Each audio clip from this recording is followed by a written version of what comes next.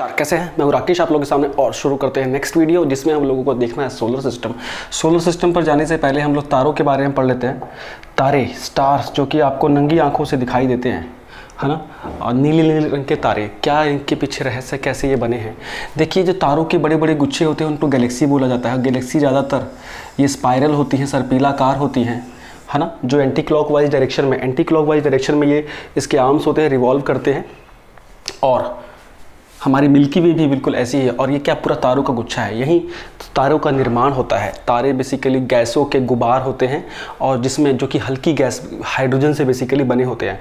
और जब वो पूरे एक हेलियो, है ना, सूर्य से बड़ी अवस्था में रहते हैं और वो पूरी गैसें केंद्रित हो जाती है, तो स्टार का रूप धारण करते हैं और इसमें रिएक्शन स्टार्ट होता है। बिल्कुल बेसिक भाषा बता रहा हूँ, क्योंकि ये इतना कॉम्प्लिकेटेड है कि इसको आप किताब से पढ़ेंगे तो आपको समझ आने में ही काफ़ी समय लग जाएगा। और इससे 1 से 2 जो क्वेश्चन आते हैं वो हमारे इस लेक्चर में रुकेंगे नहीं। तो देखिए, स्टार जो बनने की प्रक्रिया शुरू हो गई, तो ये सारी गैस इकट्ठी हो गई हैं, केंद्रित हो गई हैं इस मोमेंट के द्वारा। और उससे क्या हो गया, जो हाइड्रोजन गैस है ना, हाइड्रोजन गैस वो रिएक्ट करके हाइड्रोजन से कन्वर्ट हो रही है हीलियम गैस में। किस में हो रही है सर? हीलियम में। तो ये रिएक्शन होती है, इसको बोलते हैं न्यूक्लियर फ्यूजन रिएक्शन, मतलब नाभिकीय संलयन अभिक्रिया। नाभिकीय संलयन होता है यूनिवर्स में, न्यूक्लियर फ्यूजन कि दो एटम मिल के एक बड़ा एटम बना देते हैं। ठीक है, न्यूक्लियर फ्यूजन रिएक्शन स्टार्ट होता है। हाइड्रोजन बम इसी से बनता है, नाभिकीय संलयन। और ये प्रोसेस स्टार्ट होने पे जो एनर्जी रिलीज होती है उसी से तारे में चमक आती है। तो आपको नीले नीले तारे दिखते हैं, इसका मतलब वो जवान तारा है और उसमें ये रिएक्शन खूब अच्छे से हो रही है। समय बीतता है, धीरे धीरे हाइड्रोजन कम हो जाएगी, उस तारे के अंदर धीरे धीरे हाइड्रोजन कम हो जाएगी और ये हीलियम बढ़ने लगेगी। और ये हीलियम काफ़ी ज़्यादा हो जाएगी और हाइड्रोजन कम हो जाएगा, तो रिएक्शन थोड़ी स्लो पड़ेगी। उस रिएक्शन के स्लो पड़ने से जो नीला कलर है अब वो लाल रंग का दिखने लगेगा। जो इसकी तारे की बाहरी सतहें हैं वो लाल रंग की दिखने लगेगी और वो कंडीशन हो जाती है रेड जाइंट स्टार की, या रक्त दानव तारा भी बोलते हैं, है ना। मतलब तारे का कलर पूरा रेड कलर का हो जाता है। जैसे हमारा सन जिस अवस्था में, प्रौढ़ावस्था, ये एक प्रकार से मैच्योर एज हो जाती है तारे की। सूर्य भी एक तारा है। सूर्य के निकट सबसे नज़दीक तारा कौन सा है? प्रॉक्सिमा सेंचुरी, आपको याद होगा। हमारे आकाशगंगा के निकट सबसे नज़दीक आकाशगंगा कौन सी है? आपको पता होगा, एंड्रोमेडा मैंने बताया था, उसका M33। चलिए यहाँ पे आते हैं दोबारा से। तो ये लाल रंग का तारा बन जाता है, क्यों? क्योंकि रिएक्शन स्लो हो गई है। धीरे धीरे एक ऐसा समय आएगा कि हाइड्रोजन बिल्कुल ख़त्म हो जाती है और जो हीलियम है, अब सारी हीलियम हो गई। जब हीलियम कन्वर्ट होना शुरू हो जाती है भारी पदार्थों में, भारी मेटल्स में, ठीक है, उस कंडीशन में क्या होता है, इसके अंदर एक बड़ा विस्फोट होगा। इसके अंदर बड़ा विस्फोट होगा और उस विस्फोट को बोला जाता है सुपरनोवा विस्फोट। क्या बोला जाता है? सुपरनोवा विस्फोट। अब देखिए, इस कंडीशन से क्या चीज़ें होंगी, ये तारा टूटेगा, है ना, ये तारा टूट सकता है। तो उसमें एक लिमिट आती है 1.44 सोलर मास। इसका आविष्कार किया था चंद्रशेखर ने, इसलिए इसको चंद्रशेखर लिमिट ही बोला जाता है। कि सूर्य का जितना मास है, जितना सोलर मास है, उसका अगर 1.44 गुना से कम का जो हिस्सा बनेगा तारे का, मतलब तारा टूट रहा है, कोई तारे का अगर मास इससे कम है, सूर्य के मास के इतने से कम हिस्सा बना है, तो वो क्या कहलाएगा? वाइट ड्वार्फ कहलाएगा। क्या कहलाएगा? वाइट ड्वार्फ या श्वेत वमन। श्वेत वमन, ठीक है, ये क्या कहलाएगा? White dwarf. अगर इससे कम है तो जो टूटा हिस्सा है वो हिस्से का कुल मास, उस हिस्से का कुल मास सूर्य के 1.44 मास से अगर कम है, तो वो जो तारा है वो क्या कहलाएगा? श्वेत वमन कहलाएगा। क्या कहलाएगा? श्वेत वमन, वाइट ड्वार्फ। क्योंकि इस समय गर्म है इसलिए वाइट दिखता है। धीरे धीरे इसका टेम्परेचर डाउन हो जाएगा, कूल डाउन हो जाएगा, ठंडा हो जाएगा, तो ये हो जाएगा ब्लैक ड्वार्फ।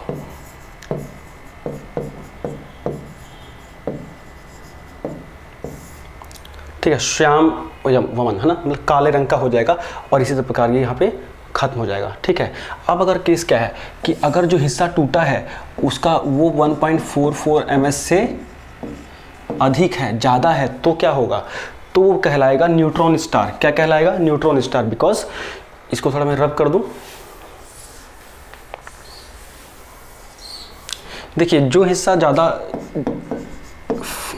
इससे जो ज़्यादा जो स्टार का साइज़ था और उसमें क्या होगा कि वो उसमें जो इलेक्ट्रॉन्स है ना, ज़्यादा भारी होने की वजह से जो इलेक्ट्रॉन्स हैं वो अपने एक्सिस को छोड़ के इससे निकल जाएंगे।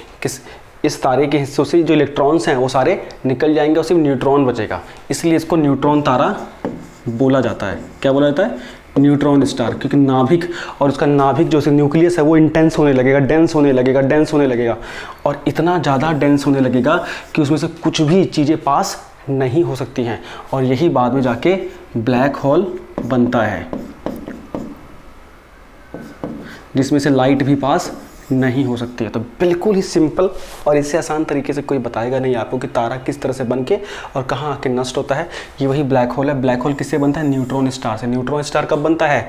जब जो रेड जाइंट स्टार टूटा है और टूटा हुआ हिस्सा अगर 1.44 ऑफ सोलर मास से अधिक है तो न्यूट्रॉन स्टार बनेगा, अगर इससे कम है तो आपका वाइट ड्रॉप बनेगा। समझ गए? दो कंडीशन ये डेवलप होती हैं, बस इतना ही आपको पढ़ना है। सूर्य भी एक प्रकार का तारा है। अब हम चलते हैं अपने दूसरी चीज़ों की ओर, जो मेन सोलर सिस्टम है। छठी क्लास से हम लोग पढ़ रहे हैं। हमारा सोलर सिस्टम इस प्रकार का है। सोलर सिस्टम क्या होता है? जिसमें स्टार, तारे के चारों तरफ कोई घूमने वाले ग्रह हों, है ना, तो उनको दोनों को मिला के क्या बनता है? Solar system. तारे के जो चारों तरफ घूमता है उसे ग्रह बोलते हैं। ग्रह के जो चारों तरफ घूमता है उसे उपग्रह बोलते हैं, जैसे चांद, चंद्रमा, है ना, सब एक दूसरे के पीछे घूमते हैं। तारे का अपनी लाइट होती है, ग्रहों की अपनी लाइट नहीं होती है।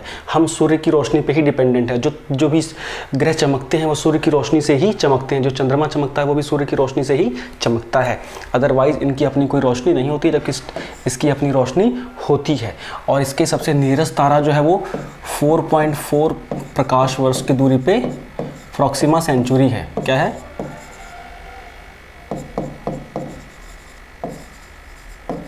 Proxima Centauri. क्लियर? अब देखिए फटाफट पढ़ लेते हैं।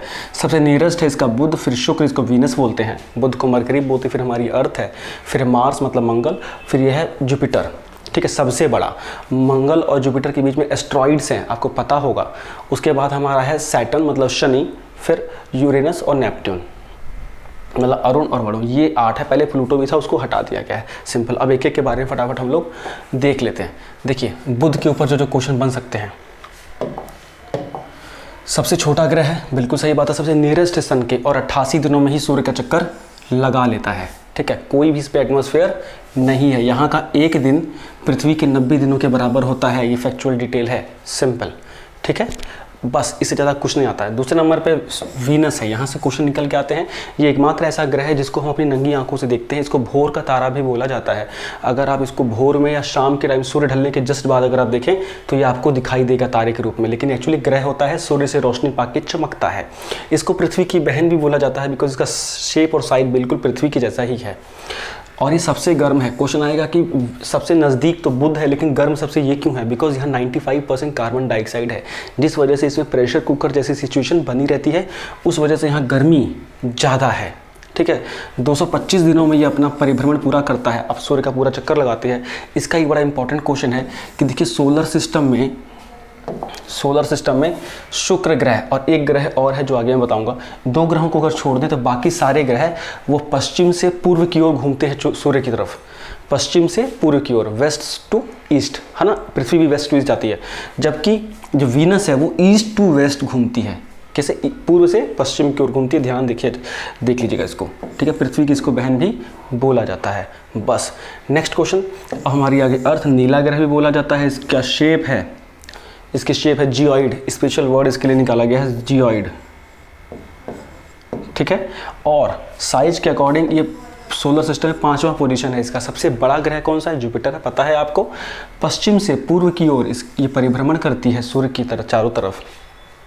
23.5 डिग्री पृथ्वी लेटी हुई है। जब हम करेंगे दिन और रात उसमें आपको बता दिया जाएगा। 23.5 डिग्री लेटेड टिल्टेड है अपने एक्सिस पे, और ऐसे ही रोटेट करती है। 2 तरह की इसकी मूवमेंट होती है। एक तो अपने एक्सिस पे ही लट्टू की तरह भी घूमती है, और उस लट्टू की तरह घूमते घूमते सूर्य की भी चारों तरफ चक्कर लगाती है। तो जो अपने एक्सिस पे स्पिन करती है उसकी वजह से दिन रात बनते हैं, और जो सूर्य के चारों ओर घूमती है उसकी वजह से साल बनता है। समझ गए? सर्दी, गर्मी, बरसात, मौसम बनता है।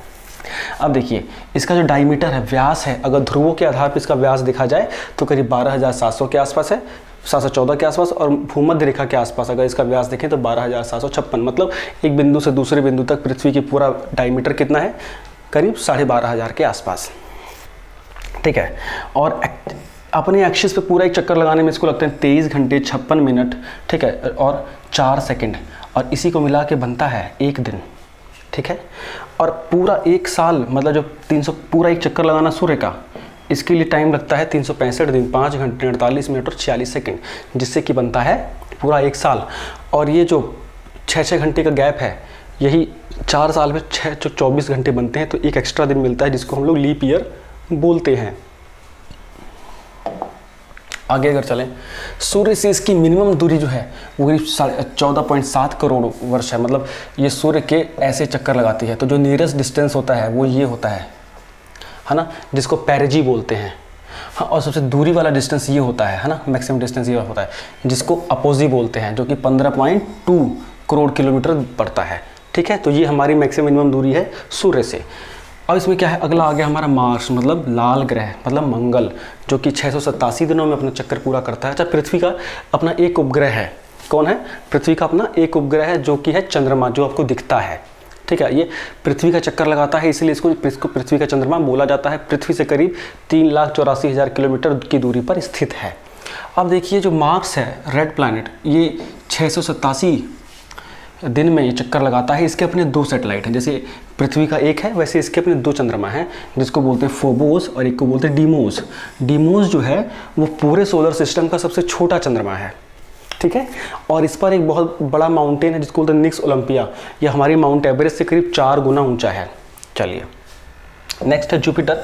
जुपिटर लगभग 12 वर्ष में पूरा एक सूर्य का चक्कर लगाता है, और ये सबसे बड़ा ग्रह है साइज के अकॉर्डिंग, और 67 चंद्रमा है इसके अपने। सोच लीजिए, इसका एक अपना खुद से का ही लघु सौरमंडल है। क्वेश्चन आता है कि किस ग्रह का लघु सौरमंडल है। मतलब देखिए मंगल और मार्स के बीच में एस्टेरॉइड घूमते हैं, क्षुद्र ग्रह, छोटे छोटे प्लैनेट भी रिवॉल्व करते रहते हैं।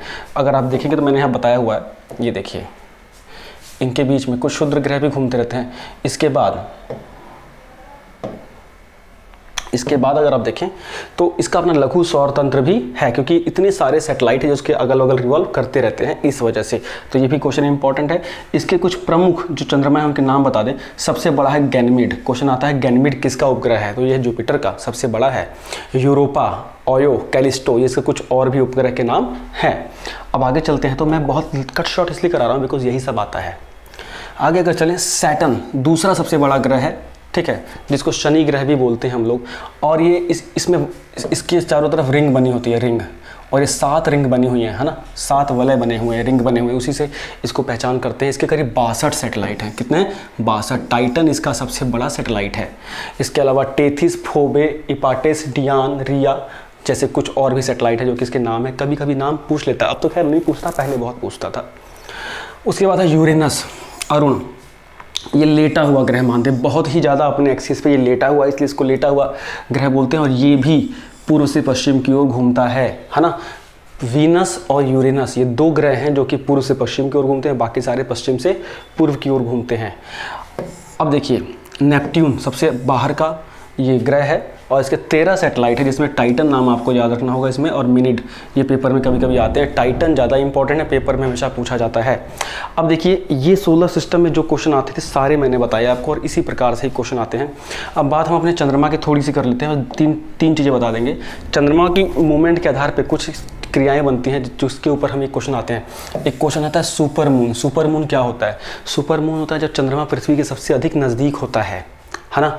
जब चंद्रमा अपने पृथ्वी के सबसे अधिक नज़दीक होता है तो उसका साइज करीब 14% बड़ा दिखाई देता है, और जो ब्राइटनेस होती है वो करीब 30% ज़्यादा दिखाई देती है, जिस वजह से इस घटना को सुपर मून बोला जाता है। कुछ कुछ वर्षों के बाद ये प्रक्रिया दिखती है। और फिर होता है ब्लू मून। ये क्वेश्चन कभी कभी आते हैं। ब्लू मून क्या होता है? जब एक ही महीने में 2 पूर्णिमा देखने को मिल जाए, एक ही महीने में 2 पूर्णिमा देखने को मिल जाए। पूर्णिमा में पूर्ण चांद दिखाई देता है, अमावस्या में आधा चांद दिखाई देता है, ठीक है। नेक्स्ट वीडियो में थोड़ा सा इसके बारे में बताऊंगा मैं, जब लूनर इक्लिप्स वगैरह सोलर इक्लिप्स बताएंगे, ठीक है। तो उसको बोला जाता है ब्लू मून। ब्लड मून कब बोला जाता है? जब लगातार 4 चंद्र ग्रहण हो जाए, है ना, तो उस घटना को क्या बोला जाता है? ब्लड मून, ठीक है, बस सिंपल। तो चीज़ों को बहुत सिंपल करके बताया है। उम्मीद करता हूँ कि वीडियो अच्छी लगी होगी। Thank you so much.